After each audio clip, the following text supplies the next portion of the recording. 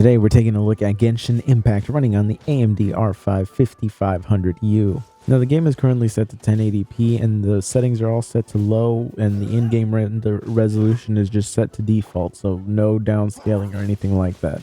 Now the experience of actually playing the game is actually pretty decent. We're not getting a consistent 60 frames per second at all, but it's not a bad experience. We're getting an average of in the 40s and 1% lows of 30, not bad at all. Like, that's actually pretty decent. That means that the experience is going to be consistent and consistency is going to come off as smooth. Now, I'm curious if the 8 gigabytes of RAM is actually a limitation here or not, because I know the game will use up more RAM if it has it available. So I'm curious if that would actually be affecting the performance, because the 8 gigabytes is kind of limited here, but I don't know if it would really make that much of a difference. We'd have to find out in later testing. But as for the overall performance with the 8 gigabytes, it really just seems really good, honestly. This has been an enjoyable experience. I would say I could play the game perfectly fine like this, but if you're more of an FPS junkie,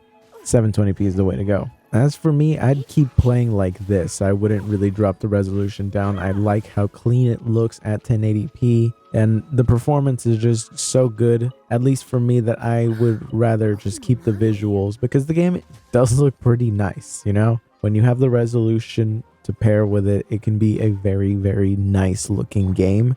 And I just don't feel like sacrificing some visual quality to just get a bit better performance. This is good enough for me. But that is it for me. Be sure to sub and I'll see you.